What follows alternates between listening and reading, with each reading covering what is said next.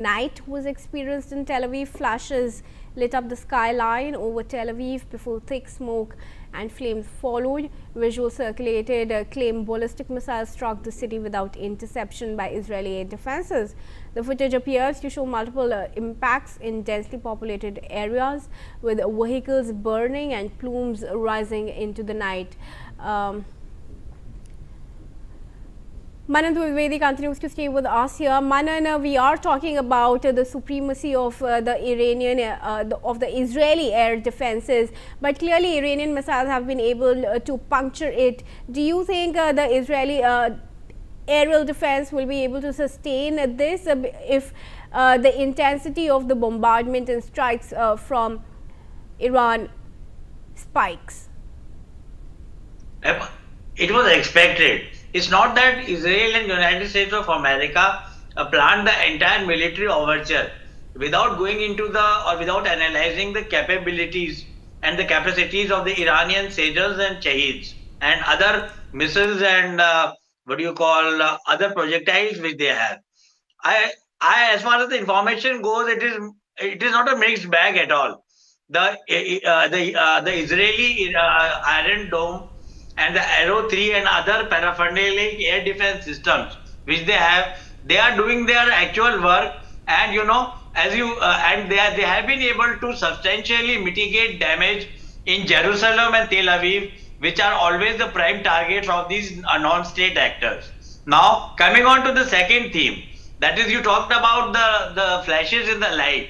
Now, one can very much remember in 1991 and 2003, because these are the only other examples that we can go on to. When the Americans entered Afghanistan, no such skyscrapers or skylines were there. But I still remember, as a student of international relations, that in 2003 and 1991, war correspondents became very popular. They became stars. The cable news network, the CNN and the Fox, and CNN to be more precise, was only looking into sports news and other rom-com news or rom-coms.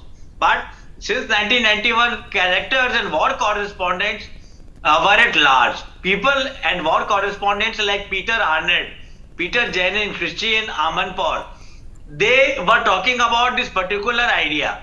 That is, we could see it. The couch potatoes all over the world, and in India and in Asia, we could see it, that they would stand atop the permitted place of Hotel Baghdad, and then they would point at the skyline.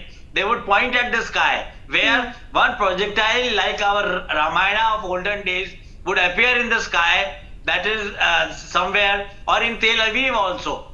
There were rooftop relays beaming back by journalists. A scud would appear from here, and the Patriot missile as a light would appear, then both the lights would clash, and then there would be an explosion. So, that kind of simulacra, that kind of a virtual reality became the order of the day. Okay. But that is where the similarity ends, because it is not the night time. But you talked about night time, so these kinds of missiles have been coming, and this kind of a spectacular effect has become characteristic over the missile war and the projectile war between US, Israel being on one side and Iran being on the other side. All right. That is how I would like to look at it. Sure. Manan Dwivedi, thanks very much. Also want to thank Commodore for joining us in this discussion. We now wrap up for a very quick break. Viewers, stay tuned to NewsX.